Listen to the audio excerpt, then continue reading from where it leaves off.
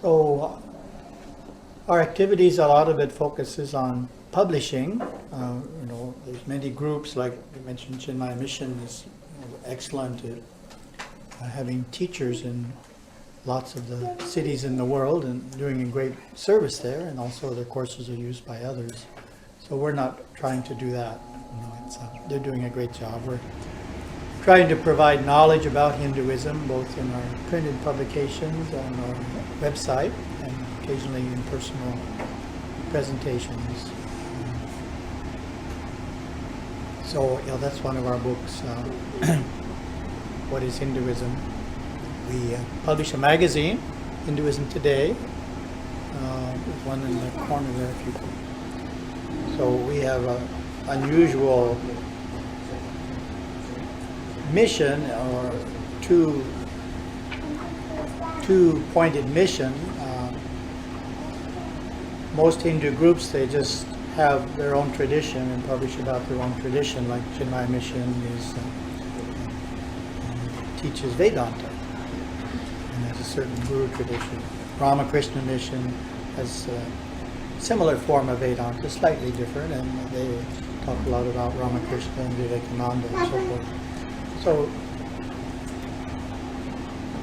our particular mission for our magazine, Hinduism Today, and the books of that nature is to talk about all of Hinduism, try and give an overview of the many traditions within Hinduism, the different denominations, the different philosophies, because we feel, our guru felt that that's needed.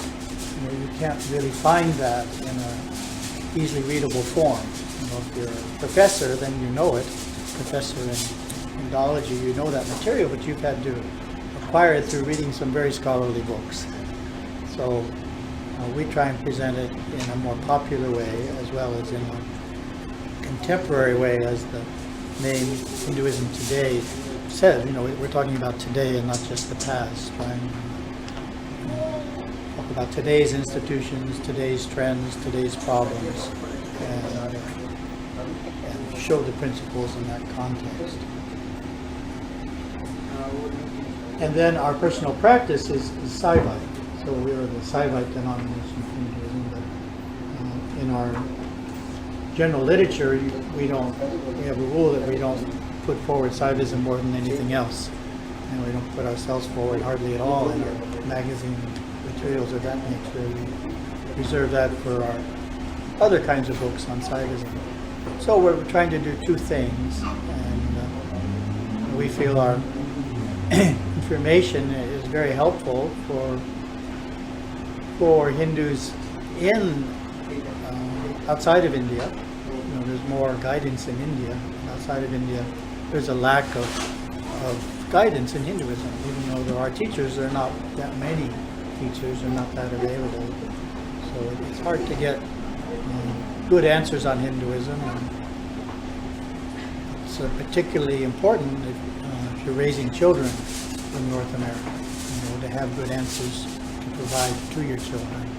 Because it's a big challenge. It's a challenge that isn't understood at the beginning of raising Hindu children in a society in which they're the minority. They are a minority. A pluralistic religious society where people move from one religion to another and so forth. It's a very different society than, say, India. So the difference of growing up in India and growing up here is a big difference that religiously needs to be thought about. We've noticed, for example, you run into college youth, and you take a youth who's grown up in the USA, who was born here or else came here at a very early age, versus one who's grew up in India and is just here for university training, and they're totally different in the way they look at things. Totally different people. Having grown up in a society where Hindus are the majority, they have a very different outlook on themselves and on Hinduism than having grown up in the USA, say, where Hinduism is a minority. So we try and talk about some of the issues that we have found parents facing, and both with young children and older children in our materials. And try and give some guidance, try and give some clarity on Hinduism as well, and suggestions to temples on activities for youth, because it's a big challenge to keep the youth interested in Hinduism once they get into their teens. It's easy until they're 13. They'll probably go to the temple. But when they're 16, how many 16-year-olds do you see at temples? Very few. The age drops right off. So it's a big challenge, and we try and do our part to give guidance to both, suggestions really, to both families and institutions on how to work with teenagers and then 20-year-olds and so forth. So that's the kind of information we're putting out. And what we feel is, as I say, there's not enough of an overview. So, for example, the material of the Chinmaya mission is used in many temples.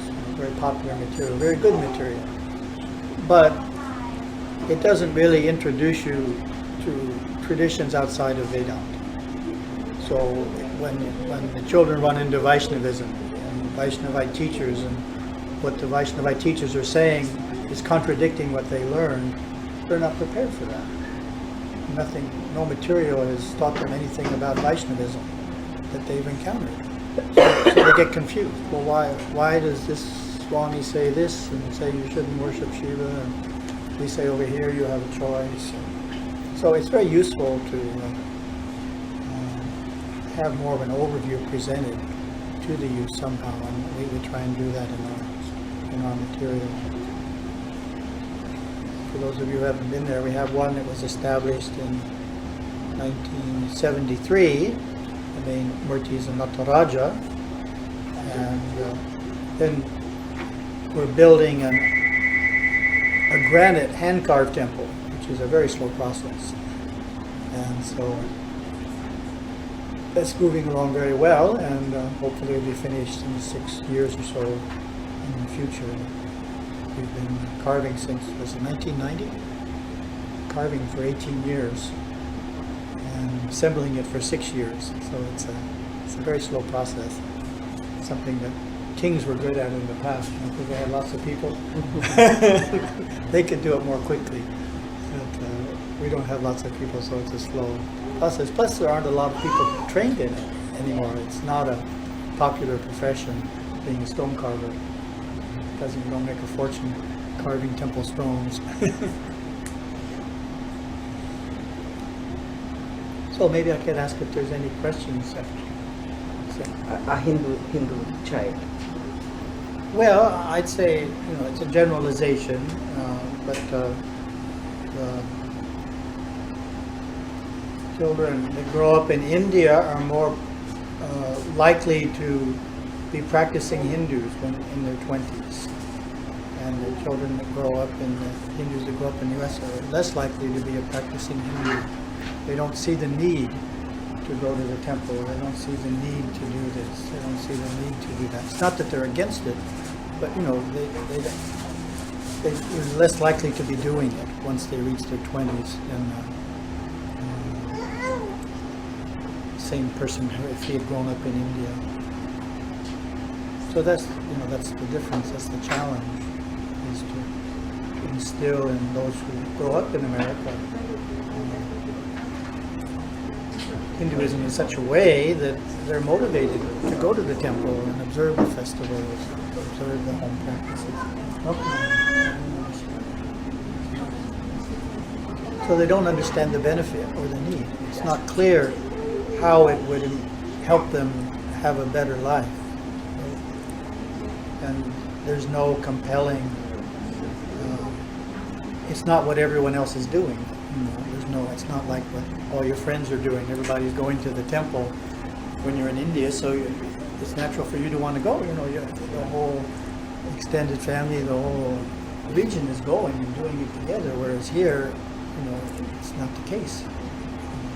Hindus are spread out, and so you don't have that sense of a group doing something that kind of keeps you involved. It's more on an individual basis. unless you're a part of a really strong Hindu family. But lots of Hindu families just kind of stand apart. In the U.S., they're all spread out.